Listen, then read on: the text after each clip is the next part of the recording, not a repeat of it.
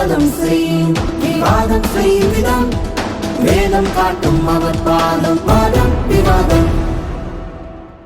வாதம் விவாதம் நிகழ்ச்சிக்கு உங்களை வரவேற்கிறோம். தமிழ் கிறிஸ்தவ உலகத்தில், தமிழ் கிறிஸ்தவ ஊடகத்தில் முதல் முறையாக வாலிபர்களுக்கு என்று நடக்கக்கூடிய ஒரு டாக் ஷோ. அதில் இந்த தடவை வாதம் விவாதம் அப்படிங்கிற தலைப்பை தேர்ந்ததுக்கான காரணத்தை கூட சொல்ல விரும்புகிறேன். ஆசிரியர்கள் வந்திருக்கிறீங்க. வாதம் என்பது ஆர்கியூமெண்ட். என் சைடில் உள்ள என்னுடைய தேவைகள், என்னுடைய கருத்துக்களை நான் வாதமாக சொல்கிறேன். ரெண்டு பேரும் வாதங்களை சொல்கிறாங்க. அதே சமயம் வாதத்தை சொல்லும்போது அடுத்த குரூப்பை நம்ம அமுக்கி பேச வாய்ப்பு நிறையா இருக்குது. சத்தத்தை உயர்த்தி அந்த சத்தத்தை அமுக்க வாய்ப்பு இருக்குது. ஆனால் விவாதம் என்று வரும்போது அது டிஸ்கஷன். நம்ம எல்லாருமே நம்முடைய கருத்துக்களை ஒன்றா வச்சு ஒருத்தர் புரிஞ்சுக்க போகிறோம், நிறைய விஷயங்களை கற்றுக்கொள்ள போயிடும், ஒருத்தருக்கு ஒருத்தர் அட்வைஸ் கூட பண்ண போகிறோம். அதுதான் விவாதம். இந்த வாதம் விவாதம் நிகழ்ச்சியில் இன்றைய தலைப்பு என்ன அப்படின்னு சொன்னால், வளர்ந்து வரும் தொழில்நுட்பம், ஆர்டிஃபிஷியல் இன்டெலிஜென்ஸ் சொல்கிறாங்க, இன்டர்நெட் மூலமாக படிக்கிறாங்க, பிடிஎஃப்பை டவுன்லோட் பண்ணி படிக்கிறாங்க, ஹோம்ஒர்க் வாட்ஸ்அப்பில் பண்ணுறாங்க, யூடியூப்பில் படிக்கிறாங்க. அப்படிப்பட்ட சூழ்நிலை இருக்கும்போது ஆசிரியர்கள் தேவையா தேவையில்லையா அப்படிங்கிற ஒரு தலைப்பு தான் இன்றைக்கி எடுக்க போகிறோம். தேவையில்லைன்னு சொல்லி ஒரு இளைஞர்கள் கூட்டம் உட்காந்துருக்குறாங்க, தேவைதான் சொல்லி டீச்சர்ஸ் உட்காந்துருக்காங்க, அதில் இளைஞர்களும் இருக்காங்க.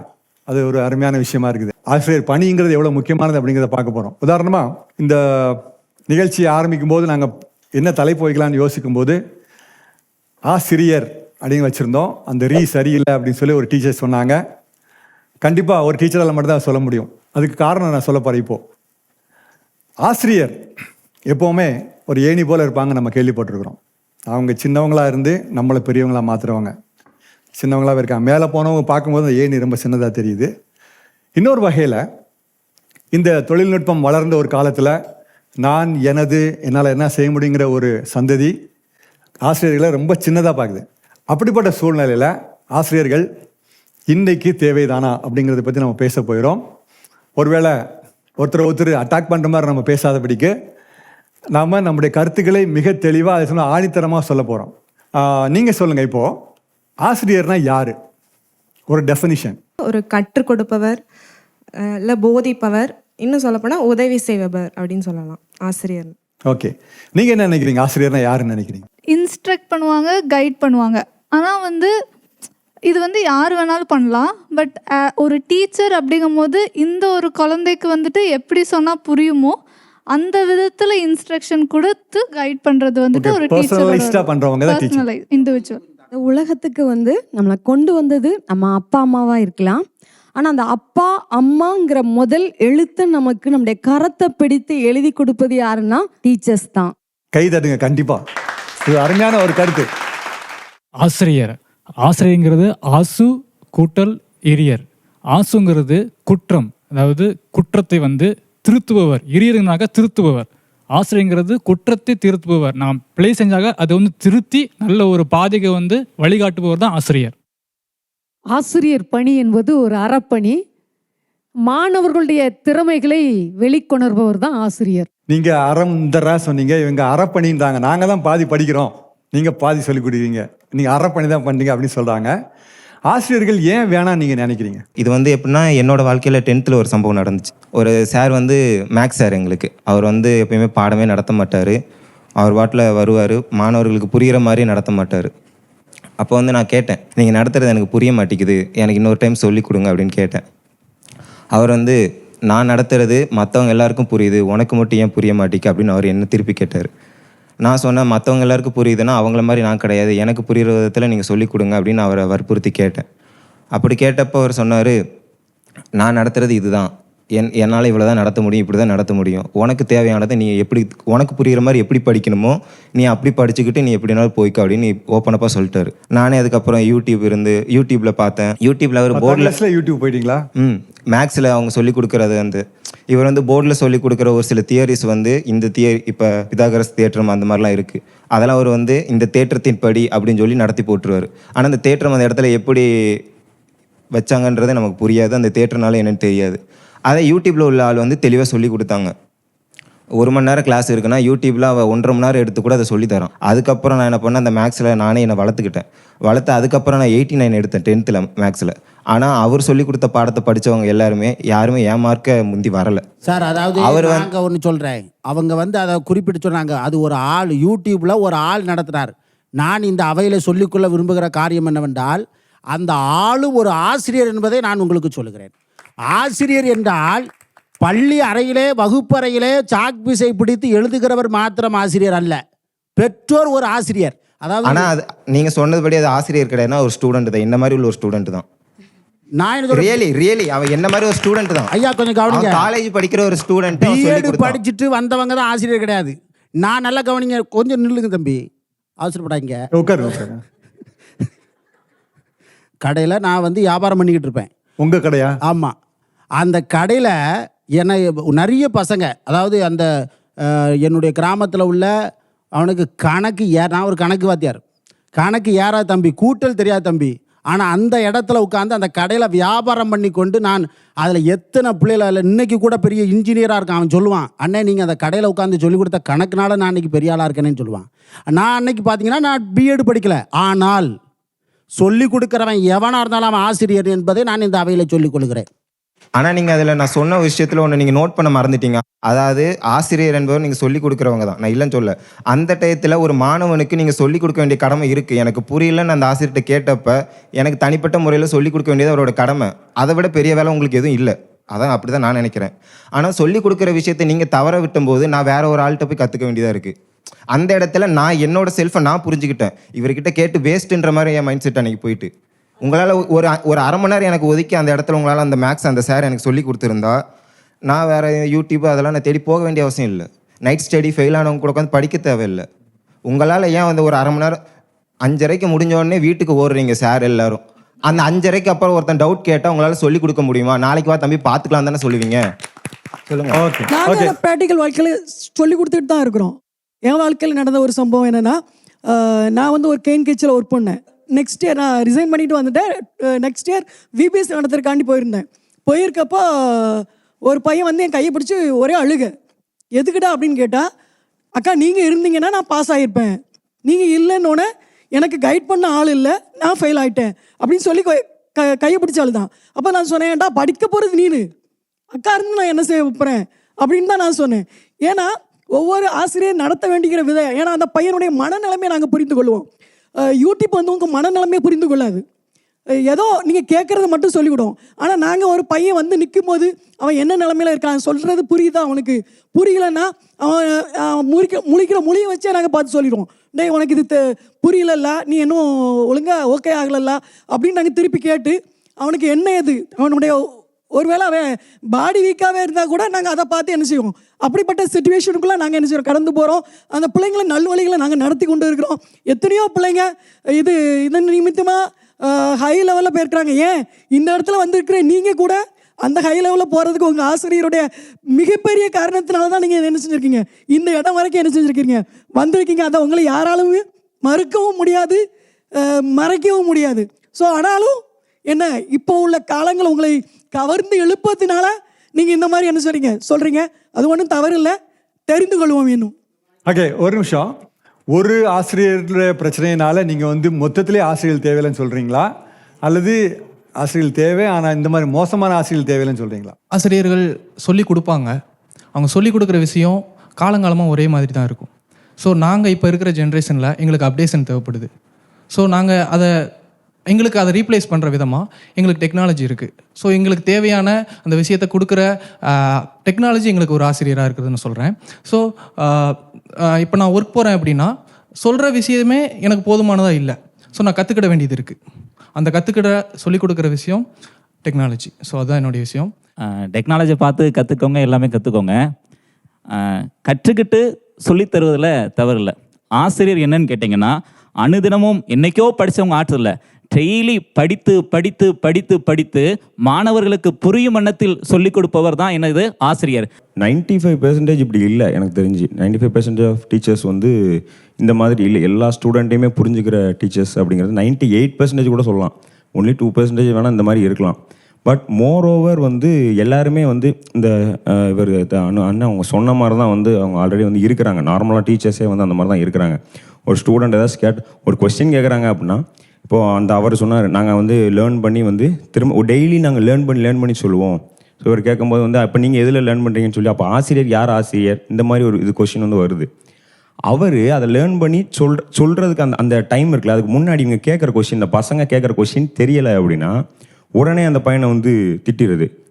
ஒருத்தன் குண்டா இருக்கான் அப்படின்னா அவன் ஏன் குண்டா இருக்கானே அதை கேட்கறது கிடையாது. இல்லை திண்ணி பண்ணுறான், என்னடா இப்படி இருக்கான்னு அவனை வஞ்சிருது. அவன் சாப்பிடவே மாட்டான், ஆனால் அவன் உடம்பு எப்படி இருக்கும், அவன் என்னன்னா சாப்பிடவே மாட்டான் அப்படின்னு சொல்லி அவன் ஃபீல் பண்ணுவான். ஒருத்தன் ஹைட்டாக இருக்கும், இல்லை இவ்வளோ ஒசரம் இருக்கல உனக்கு இது தெரியாதோ, இவங்களுக்கே தெரியாது, டீச்சர்ஸுக்கு இவங்களுக்கு தெரியாது. அதை அப்படி சொல்ல தெரியாமல் உடனே போய் பார்த்துட்டு வந்து மறுநாள் அப்படியே வந்து கிளாஸில் அப்படியே ஒப்பேத்துற மாதிரி அப்படியே ஒப்பேத்திட்டு ஆக்சுவலி வந்து பார்த்தீங்கன்னா வந்து நேற்று தம்பி நீ கேட்டல அது இதுதான் அப்படி சொல்லுவாங்க. சில மோசமான டீச்சர்ஸ்னு நீங்கள் பார்த்துருப்பீங்க. குடும்பத்தில் பிள்ளைங்களை கிளப்பி விடணும், அவங்கள இது பண்ணணும், புருஷனை பார்க்கணும், அப்புறம் வரணும், சிலபஸை முடிக்கணும், அப்புறம் பிள்ளைங்களை தண்டிக்காமல் அவங்களுக்கு கற்றுக் கொடுக்கணும், மார்க் வாங்க வைக்கணும். அது போக அட்மிஷன் போடுறது கூட வெளியே போய் பிள்ளை படிக்க போகணும் நீங்கள், அப்புறம் மார்க் திருத்தணும், லீவு இருக்குன்னு தான் பேர், ஆனால் லீவில் வந்து ஏகப்பட்ட வேலை இருக்குது. இப்படிப்பட்ட ப்ரெஷரில் அந்த டீச்சர்ஸ் வந்து அப்படி ஆயிடுறாங்கன்னு நினைக்கிறீங்களா, அல்லது வந்து அவங்க பேசிக் நேச்சரே அப்படி இருக்கிறதுனால ஒரு மோசமான பர்சன் டீச்சராக ஆனதுனால அவங்க மோசமான டீச்சராக இருக்காங்கன்னு நினைக்கிறீங்களா? எல்லாமே ஸ்டூடெண்ட்டை நினச்சி தான் சார் அவங்க ஒரியில் இருக்காங்க. அவன் பண்ணுற அநியாயம் அதுலேயே பாதி அவங்க டென்ஷன் ஆயிடுறாங்க சார். நான் அப்படி தான் நினைக்கிறேன். அவர் சொன்னார், இப்போ நாங்கள் ஸ்டூடெண்ட்ஸ் வந்து ஆசிரியர் வந்து இப்படி குண்டா இருக்கிற அதை தின்னுட்டு இப்படி பேசுகிற, இப்போ 90% அந்த மாதிரி வந்து என்ன செய்வேன், நாங்கள் பேசுகிறதே கிடையாது. பேசுனா அவன் வந்து எங்களை டீச்சரை வந்து அடிக்கிறாரு, இல்லை வேற என்னமோ என்ன சொல்லி போலீஸ் ஸ்டேஷனுக்கு கொண்டு போயிடுறாங்க. இப்போ நாங்கள் இதை நினைச்சே மனநிலையில் ரொம்ப வந்து என்ன செஞ்சுக்கிட்டு இருக்கோம், ஆசிரியர்கள் வருத்தப்பட்டுக்கிட்டு இருக்கோம். சட்டம் எங்களை காப்பாற்றுதுன்னு நினைக்கிறேன் சார். ஏன்னா சில நேரம் உங்கள் வீட்டில் நடக்கிற சண்டைகள்லாம் எங்கள் மேலே சில நேரம் வந்து பாதிக்கப்படுது. உங்கள் வீட்டில் திட்டு விழுது, அதை நீங்கள் வந்து எங்கள் மேலே காட்டுறீங்க. ஸோ சட்டம் தான் எங்களை சில நேரம் காப்பாற்றுறதா இருக்குது. ஆமாம் சார், அவர் சொன்ன மாதிரி வீட்டில் திட்டு விழுது. இப்போ நடந்த சம்பவம் சார், அதாவது மக்குன்னு சொல்கிறத விட அவன் தான் ஃபெயில் ஆவான், ஒரு நாள் பரீட்சையில் பாஸ் ஆக மாட்டான். அந்த கோச்சிங் நாளில் அவன் தான் சார் வரமாட்டான். உண்மையில் அந்த நேரத்தில் எங்களுக்கு மனநல அட்டாக் வந்துடும் போல் இருக்குது. அதாவது நமக்கு யார் தேவையோ அவன் தான் வரமாட்டான். இப்படி தான் சார் அன்னைக்கு ஒரு நாள் ஒரு பையன் வரல சார். காலையிலே நான் ஸ்கூலுக்கு போயிட்டு நேராக என் ரிஜிஸ்டரை எடுத்துகிட்டு நான் நேராக வண்டி எடுத்துகிட்டு போயிட்டேன். அவன் வீட்டுக்கே போயிட்டேன். ஒரு பையனை கூட்டிக்கிட்டு வாடா நம்ம அவனை போய் பார்த்து இன்றைக்கி எப்படியாவது தூக்கிட்டு வரணும் அப்படின்ட்டு. ஏன்னா அவன் இப்போ பாஸ் ஆகணும், அப்படின்னா தான் எனக்கு ரிசல்ட் கிடைக்கும், அவனுடைய வாழ்க்கையும் நல்லா இருக்கும். போயிட்டேன் சார். அங்கே போய் அவனை பிடிச்சிட்டு நான் வரமாட்டேன் சார், எனக்கு வயிற்றால போகுதுன்னான். என்ன சார் செய்ய, நானும் பார்த்தேன் வயிற்றாலையாக போகுது, நீ வரலன்னா நான் போக மாட்டேன். அந்த திண்ணையிலே உட்காந்துட்டேன் சார். எங்களை திட்டி தான் சார் நாங்கள் போகிறோமா, அவர் சொல்கிறபடி எங்களை வீட்டில் திட்டி தான் நாங்கள் அந்த பையனை பார்க்க போகிறோமா. நான் வந்து உள்ளிருப்பு போராட்டம் பண்ணுவேன் தம்பி, நீ வரலண்ணா அப்படின்னு சொல்லிட்டேன். அந்த பையனும் கூட வந்த பையனும் நானும் அந்த திண்ணையில் உட்காந்துட்டோம். எனக்கு சும்மா உட்கார முடியாது, ஏதாவது ஸ்நாக்ஸ் இருந்தால் எடுத்து வா தம்பின்னேன். வீட்டில் இருந்து எடுத்து வந்தான் சார், முறுக்கு எடுத்துகிட்டு வந்தான், ஒரு நல்ல பிஸ்கட் எடுத்துகிட்டு வந்தான். பாருங்கள், நான் கேட்ட அந்த ஒரு உரிமையில் கேட்டதில் அவன் மயங்கிட்டான் சார். சரி, அப்புறம் படித்தானா? அதுக்கு பிறகு வந்துட்டான் சார். ட்ரெஸ் எடுத்துக்கப்பா, வயிற்றால போகுதுன்னு, வேணா 2-3 ட்ரெஸ் எடுத்துக்க, வாங்க சார் நீங்கள் சும்மா விளையாடுவீங்க சார் அப்படின்ட்டு ஒரு நல்ல அதில் வந்து உட்காந்துட்டான். நல்லபடியாக அவன் பரிச்சை எழுதிட்டு அவன் பாஸ் ஆயிடுவான் சார். Wow, super sir. நீங்கள் பண்ணி தான் ஆகணும் சார், இல்லைனா உங்கள் ஹெச்ஓடி உங்கள் ஹெச்எம்ஓ உங்களில் திட்டுவாங்க. அதனால அந்த திட்டுக்கு நீங்கள் பயந்து வாய்ப்பே இல்லை. ஏன்னா எங்களுக்காக இல்லை, உங்களுடைய மேலதிகாரிகள் சூழ்நிலையில் இன்றைக்கு இருக்கிற ஆசிரியர்களுக்கு ஹெச்எம்முக்கு தெரியும். எனக்கு ஹெச்எம் ஒரு ஆசிரியர் தான். ஓகே, சரிதானா? நாங்கள் வந்து அந்த பையனை பாஸ் பண்ண வைக்கணும், அவனுடைய வாழ்க்கை நல்லா இருக்கணுங்கிற ஒரே எண்ணத்துக்காக தான் நான் வீட்டில் போய் உட்கார்ந்தேன், உள்ளிருப்பு போராட்டம் பண்ணேன். இது என்னுடைய பர்சனலான ஒரு புரிதல் என்னென்னா, நம்ம ஊர் எஜுகேஷனல் சிஸ்டம் இப்போ எப்படி இருக்குது, இப்போ உள்ள சிலபஸ் நான் பார்த்தேன், ரொம்ப நல்லா இருக்குது. பட் ஸ்டில் அதை டீச்சர்ஸ் பண்ணால் தான் நல்லா வரும். என்றைக்கு அவங்க வந்து ஸ்கூலில் போய் சிலபஸை பார்த்து இதை தான் படிக்கணும்னு வராங்களோ அன்றைக்கி அவங்க க்ரியேட்டிவிட்டி போயிடுச்சு. நான் உறுதியாக சொல்ல முடியும். மனப்பாடம் பண்ணி ஏற்றுறது தான் படிப்புன்னு, மார்க் வாங்க தான் படிப்புன்னு வந்துடுது. ஆனால் எனக்கு நல்லா ஞாபகம் இருக்குது, நான் ரொம்ப க்ரியேட்டிவாக இருந்தேன் சின்ன வயசில். இன்றைக்கும் அப்படி தான். ஸ்கூலுக்கு போனேன், படித்தேன், எல்லாம் பண்ணாலுமே நான் திங்க் பண்ணுறது எல்லாமே வித்தியாசமாக இருந்துச்சு. ஏன்னா என்னுடைய க்ரியேட்டிவிட்டிக்கு நல்ல ஸ்பேஸ் இருந்தது. அந்த மாதிரி டெடிக்கேட்டடாக வந்து பாடத்தை சொல்லிக் கொடுக்குறது மட்டும் இல்லை, இண்டிவிஜுவலாக இப்போ நீங்கள் பர்சனலைஸ்டாக சொல்லிக் கொடுக்கணும்னு நீங்கள் சொன்னீங்க. பர்சனலைஸ்டாக அவங்களுடைய க்ரியேட்டிவிட்டி க்ரியேட் பண்ணி கொண்டு வர அளவுக்கு உங்களுக்கு டைம் இருக்குதா, கமிட்மெண்ட் இருக்குதா, செய்கிறீங்களா? அது செய்யாமல் இருக்கிறதுக்கு காரணம் என்ன? எங்களுக்கு வந்து 40 மார்க்ஸ் நாங்கள் வந்து ப்ராஜெக்ட் மார்க் எஃப்ஏ வந்து கொடுத்தாகணும், குழந்தைங்களுக்கு வந்து கொடுத்தாகணும். அதுக்காக அவங்கள வாரத்தில் ஒரு நாள் எடுத்துகிட்டு வர சொல்கிறோம். அவனுடைய திங்ஸ் என்னெல்லாம் வாங்கணும், அதுக்காக நாங்கள் ஒரு மாடல் வச்சுருக்கோம். இது நீங்கள் செய்யலாம்டா அப்படின்ட்டு நீங்கள் எடுத்துகிட்டு வாங்க கிளாஸ்க்கு. அவனுக்கு அது வந்து உற்சாகமான ஒரு பீரியட். இந்த ஆக்டிவிட்டி ப்ராஜெக்ட் ஆக்டிவிட்டி பீரியடுங்கிறது ஸ்கூல்ஸில் இப்போ கண்டிப்பாக ஒதுக்கி தான் ஆகணும். கவர்மெண்ட் செக்கிங் பண்ணிக்கிட்டே இருக்கிறாங்க. அதனால சும்மா படிக்கிறாங்க, எழுதுறாங்க, மார்க்ஸ் எடுக்கிறாங்க, அது மட்டும் இல்லை. இப்போ ஸ்டூடெண்ட்ஸோடைய க்ரியேட்டிவிட்டி டீச்சர்ஸையே அவன் திங்க் பண்ண வைக்கிறான். அவன் கேட்குற கேள்வி, அவன் பண்ணிட்டு வர ஐடியாஸ், நம்ம ஒரு ஐடியாவில் கொடுப்போம். ஆனால் அவங்க டிஃப்ரெண்ட்டாக யோசிச்சு அதை செய்யும்போது எங்களுக்கு அது சந்தோஷமாக இருக்கும். அதில் க்ரியேட்டிவிட்டி பீரியடு, ப்ராஜெக்ட் ஆக்டிவிட்டி பீரியட்ஸ்லாம் ஸ்கூல்ஸில் வந்து கண்டிப்பாக இருக்குது. எங்கள் ஜென்ரேஷனை பொறுத்தளவுக்கு உட்காந்து மனக்கேட உட்காந்து அவ்வளோ நேரம் போக தேவையில்லை. நாங்கள் வந்து அசால்ட்டாக படிச்சுட்டு போயிடுவோம். நான் வந்து என்னோடய உதாரணத்தை சொல்கிறேன். நான் காலேஜ் படிக்கும்போது வந்து காலேஜ் வருவாங்க, ப்ரொஃபஸர்ஸ் வந்து நடத்துவாங்க. எல்லாருமே ஸ்கூல் லைஃப் தான் சொல்லிட்டு இருக்காங்க தெரியும். அடுத்த கட்டத்துக்கு போக என் காலேஜ் லைஃப் யாருமே பேசுகிறதில்ல. நான் வந்து கிட்டத்தட்ட ஒரு 10-15 அரியர் வச்சுருந்தேன் என்னோடய காலேஜ் லைஃப்பில். கிளியர் பண்ணால் மட்டும்தான் என்னோட வந்து டிகிரி வாங்க முடியுங்கிற ஆகிப்போச்சு. கடைசி கட்டத்தில் நான் என்ன பண்ணேன், 3 நைட்லேயே உட்காந்து கிட்டத்தட்ட படிக்க வேண்டிய எல்லா பாடத்தையுமே வந்து ஆன்லைன்லேயே படிச்சிட்டேன். நாங்கள் பஸ்ஸில் ட்ராவல் பண்ணும்போது கூட புக்கை தேடினது கிடையாது. என்ன நோட்ஸ் அனுப்புனாங்க, நோட்ஸை தேடினது கிடையாது. ஆனால் அந்த கண்டென்ட்னு போட்டு அந்த கண்டென்ட் வந்து யூடியூப்பில் படித்து காலேஜ் போகிற அந்த 1 மணி நேரம் ட்ராவல்லையே வந்து அந்த வரைக்கும் 35 எடுத்த பாஸ் ஆக காலேஜில் அந்த 35 மார்க் எடுக்கிற அளவுக்கு வந்து டெக்னாலஜி வளர்ந்துருக்கான். விடிய உட்காந்து படித்தா கூட அவன் பாஸ் ஆகலாம், தவிர முழுமையாக போய் உட்காந்து அவன் காலேஜ் படித்து பாஸ் ஆகணுங்க அந்த அளவுக்குல. அந்த அளவுக்கு வந்து டெக்னாலஜி வந்து வளர்ந்துட்டே வருது. இப்போ அவங்க சொன்னாங்க மினிமம் 30 மார்க்ஸ் நான் எடுத்தா எவ்வளோ எடுத்தா என்ன ஆவீங்க, பாஸ் ஆவீங்க. ஸோ உங்கள் மைண்ட் செட் எதில் இருக்குன்னா, நான் பாஸ் பண்ணால் போதும்னு இருக்குது. பாஸ் பண்ணால் எனக்கு என்ன ஆகும், டிகிரி கிடச்சிரும் அப்படின்னு. பட் ஆனால் அந்த இடத்துல ப்ரொஃபஸர்ஸ் யாரும் இவன் பாஸ் ஆனால் போதுன்றது கிளாஸ் எடுக்கிறது கிடையாது.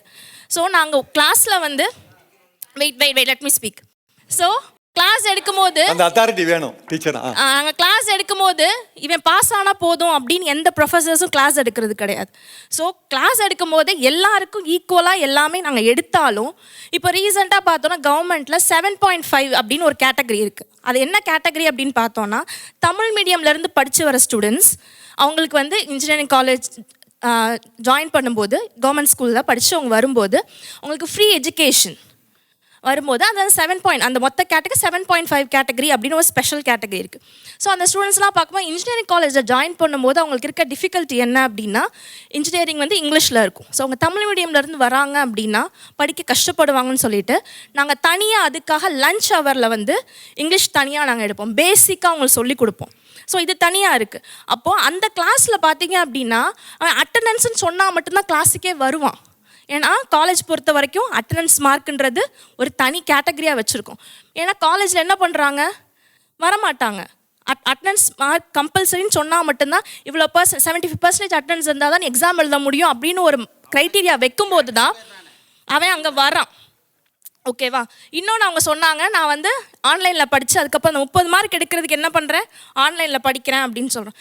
அந்த 30 மார்க்குக்கு நீ எடுக்கணும் அப்படின்னா நீ முன்னாடி கிளாஸில் கவனிச்சிருக்கலாமே.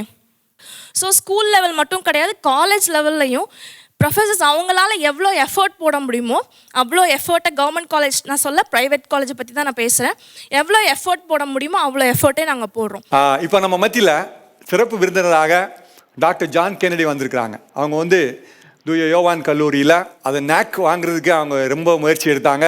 அதனால ரொம்ப கஷ்டப்பட்டு அவங்க முயற்சி பண்ணி கொண்டு வந்தாங்க. இப்போ அவங்கள கைத்தட்டி வரவேற்க போகிறோம். அவங்க வந்து முடிவுரை கொடுக்க போகிறாங்க.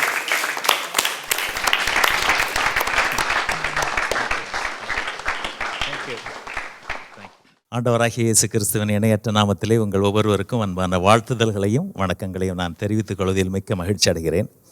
இப்படிப்பட்ட ஒரு நிகழ்ச்சியினை இங்கே நடத்துவதை குறித்து நான் ஆண்டவருக்கு நன்றி செலுத்துகிறேன். மிகச் சிறப்பான நிகழ்ச்சி. இதனை ஒழுங்கு செய்த இயேசு விடுவிக்கிறார் நிறுவனத்திற்கு என்னுடைய அன்பின் வாழ்த்துக்கள். எதிர்காலத்தில் இதை போன்ற மிகச்சிறந்த நிகழ்ச்சிகள் இங்கே நடத்தப்பட வேண்டும். அதன் மூலமாக நிறைய மாணவ செல்வங்கள், இளைஞர்கள் பயன்பெற வேண்டும் என்ற கருத்தையும் இந்த நேரத்தில் நான் சொல்லிக் கொள்கின்றேன்.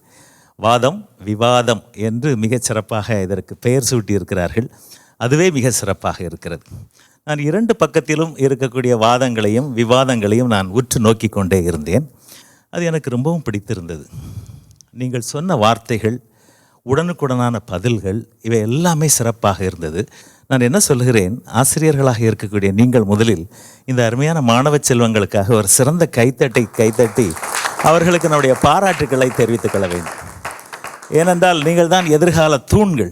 மிகச்சிறப்பாக ஆண்டவர் உங்களுக்கு அறிவையும் ஞானத்தையும் கொடுத்திருக்கிறார். அதற்காக நான் ஆண்டவருக்கு நன்றி செலுத்துகிறேன். மிகச்சிறப்பாக ஆசிரியர்கள் சொல்ல வேண்டிய காரியங்களை அழகாக சொல்லி, எடுத்துக்காட்டுகளை எல்லாம் சொல்லி அவர்கள் மிக மிக விளக்கமாக பேசியிருக்கிறார்கள். அவர்களுக்கு நீங்கள் ஆத்மார்த்தமாக உங்களுடைய கைகளை தட்டி அவர்களுக்கு நம்முடைய உற்சாகத்தை நீங்கள் தெரிவித்துக் கொள்ள வேண்டும். ஏஐ டூல்ஸ் நிறைய வந்து விட்டது. ChatGPT என்று சொல்கிறார்கள், ஜெமினி என்று சொல்கிறார்கள், ஜென்னி என்று சொல்கிறார்கள், டீப்சீக் இவையெல்லாம் வந்து விட்டது. ரைட். அருமையான சகோதரர் மைக்கேல் அவர்கள் சொல்லும்போது தூய யோவான் கல்லூரியினுடைய முன்னாள் முதல்வர் என்று சொன்னார். NAC என்று சொன்னார், national accreditation and assessment council. ஒரு தேசிய தர மதிப்பீடு கமிஷன் அது வருகிறது என்று சொன்னால் அதற்காக நிறைய ஆயத்தப்படுத்த வேண்டும். நான் யோசித்து பார்க்கின்றேன், 5 வருடங்களாக இரவு பகலாக இந்த NACக்காக ஏதாவது ஒரு சர்க்குலர் அனுப்ப வேண்டும், ஏதாவது ஒரு டிராஃப்ட் பண்ண வேண்டும், அந்த கமிஷனுக்காக ஒரு கான்டென்ட் ரெடி பண்ண வேண்டும். இவற்றையெல்லாம் வைத்து நான் யோசித்த போது, ஐயோ இதே போன்ற ஒரு ChatGPT நான் வேலை பார்த்த அந்த 2022க்கு முன்பு வந்திருந்தால் எவ்வளவு எளிதாக நான் இதை செய்திருக்கலாம் என்று நான் எண்ணினேன். ஏஐ நினைத்து நான் பெருமைப்பட்டேன், டெக்னாலஜி நினைத்து நான் பெருமைப்பட்டேன். இதில் எந்தவித குறைபாடும் கிடையாது. ஆனால் அது அப்படி வரவில்லையே, அதற்காக நாம் சிந்தித்து எழுதினோமே என்று நான் யோசித்து கொண்டே இருந்தேன். நான் இப்போது ஓய்வு பெற்று விட்டேன். ஒரு கல்லூரியிலே டைரக்டராக இருக்கின்றேன். ஒரு இன்டர்வியூ கமிட்டியிலும் இருக்கிறேன். ஒரு மாணவர்கள் பலர் இன்டர்வியூக்கு வருகிறார்கள். நான் குறை கூறுவதாக தயவுசெய்து யாரும் எடுத்துக்கொள்ளக்கூடாது. அந்த மாணவர் வந்து இன்டர்வியூ அட்டன் பண்ணும்போது I was asking certain questions to them. Tell us something about yourself. What is your aim? What's your ambition? What's your goal in your life? He was not able to talk in English. He was not able to communicate properly. அவனால் அதை கம்யூனிகேட்டே பண்ண முடியவில்லை. ஆனால் அவனை பார்த்த மாத்திரத்தில் எனக்கு ஒரு சின்ன இரக்க குணம் வந்து விட்டது. இவனை எப்படியாவது செலக்ட் பண்ணிவிட வேண்டும், அவனை பார்த்தாலே அவனை செலக்ட் பண்ண வேண்டும் என்ற எண்ணம் எனக்கு வந்தது. எதையாவது ஒன்று செய்வோம் என்று சொல்லி, you are supposed to write a letter to a particular company. I just told all the content. You go and write the letter and come back. வெளியே சென்று ஒரு 5 நிமிடங்கள் வெளியே இருந்து விட்டு வந்து இந்த இன்டர்வியூ கமிட்டியுடன் நீ அதை சமர்ப்பிக்க வேண்டும் என்று நான் சொன்னேன். அவன் போனான், பேற்று திரும்ப வந்தான். 5 நிமிடத்திலே வந்து அந்த கடிதத்தை காண்பித்தான். So beautiful letter. அந்த ஆங்கில புலமை எங்கிருந்து வந்தது? பேச தெரியாத அந்த மாணவன் இவ்வளவு சிறப்பாக அருமையான கடிதம் எழுதியிருக்கிறானே என்று சொல்லி இவனை செலக்ட் பண்ணிவிட வேண்டும் என்று சொன்னபோது ஒருவர் சொன்னார், இல்லை, எங்கள் முன்னால் உட்கார்ந்து, now you are supposed to write a letter to the university asking for this permission for a course அப்படின்னு சொல்லி ஒரு கேள்வி கேட்டு எழுது என்று சொன்னால் திணறினான். நீங்கள் புரிந்திருப்பீர்கள் என்று நினைக்கின்றேன். 5 நிமிடத்தில் அவன் வெளியே சென்று ChatGPTயை பார்த்து அந்த கான்டென்ட்டை அழகாக எழுதி வந்து விட்டான். இதை நான் தெளிவுபடுத்துவதற்காக சொல்கிறேன், உங்களை குறை கூறுவதற்காக சொல்லவில்லை. அப்படி என்றால் உங்களுடைய மனதிலே என்ன இப்போது ஓடிக்கொண்டிருக்கிறது என்பதை நீங்கள் கருத்தாக எடுத்துக்கொள்ள வேண்டும். அப்படி என்று சொன்னால் இன்றைய தலைமுறை மிக எளிதாக ஒரு டிராஃப்டை பண்ணிவிட்டு சொன்னால், நான் கேட்கின்றேன் இப்படியே சென்றால் அவனுடைய அறிவின் வீழ்ச்சி, அவனுடைய அறிவின் தாகம் எங்கே சென்றது? அவனுடைய மனதில் இருக்கக்கூடிய ஸ்கில்ஸ் இல்லாமல் ஏற்கனவே ஸ்கில்டாக இருக்கக்கூடிய ஏஐயை நீங்கள் நம்பியிருந்தால் என்ன ஆகும் என்ற கேள்விக்குறியை நான் உங்களுக்கு வைக்கிறேன். ஒரு மாணவன் கல்வி கற்கிறான் என்று சொன்னால் அவனை புரிய வைக்க வேண்டும், அவனை பயிற்றுவிக்க வேண்டும். ஆசிரியர் எடுக்கக்கூடிய ஸ்டெப்ஸை அவர் 6 நிலைகளிலே சொல்கிறார். 6 நிலைகளிலே சொல்கிறார். இதை கவனமாக கேளுங்கள். நான் சுருக்கமாக சொல்ல விரும்புகின்றேன். முதல் நிலை ரிமெம்பரன்ஸ், 2வது நிலை அண்டர்ஸ்டாண்டிங், 3வது நிலை அப்ளை, 4வது நிலை அனாலிசிஸ், 5வது நிலை எவாலுவேட், 6வது நிலை கிரியேட்டிவிட்டி. ஒரு மாணவனுக்கு ஒரு கான்செப்டை, ஒரு பிரின்சிபலை சொல்லிக் கொடுக்க வேண்டும் என்று சொன்னால் இதுதான் நிலை. இது 1950 சொல்லப்பட்டதாக இருந்தாலும் இன்றளவும் அதுதான் உண்மையாக இருக்கிறது. முதலில் மாணவர்கள் சொல்லிக் கொடுக்கக்கூடிய பாடத்தை அவர்கள் புரிந்து கொள்ள வேண்டும். Remember, that is the lowest level of transaction of knowledge என்று சொல்கிறார்கள். 2வதாக புரிந்து கொண்டதை அவர்கள் அண்டர்ஸ்டாண்ட் பண்ணிக்கொள்ள வேண்டும், புரிந்து கொள்ள வேண்டும். இது 2வது நிலை. 3வது நிலை அப்ளை, 4வது நிலை அனாலிசிஸ், அனலைஸ், 5வது நிலை எவாலுவேட். இதை 3வது நிலை, 4வது நிலை, 5வது நிலை இவை எல்லாமே இப்போது ஏஐ டெக்னாலஜியில் இருக்கிறது. நீங்கள் டக்குன்னு சென்று ஆர்டிஃபிஷியல் இன்டெலிஜென்ஸை தட்டி பார்த்தால் இவை எல்லாமே நீங்கள் கற்றுக்கொள்ளலாம். கடைசியாக இருக்கக்கூடிய கிரியேட்டிவிட்டி நிச்சயமாக கிடையாது. ஏனென்றால் இந்த ஏஐயை கிரியேட் பண்ணதே நாமே தானே. நீங்களும் சேர்த்தான் சொல்லுகிறேன். இந்த ஏஐ கிரியேட் பண்ணதே நாம் தான். ஏன் சார் முதல் 2 நிலைகளையும் நீங்கள் சொல்லவில்லை என்று நீங்கள் கேட்கலாம். தவறாக எடுத்துக்கொள்ளக்கூடாது, உண்மையைத்தான் நான் சொல்கிறேன். அந்த முதல் 2 நிலைக்கும் காரணகர்த்தாவாக விளங்குபவர்கள் இங்கே இருக்கிறவர்கள் நீங்கள் தான் கைத்தட்ட வேண்டும். நீங்கள் தான் கைத்தட்ட வேண்டும்.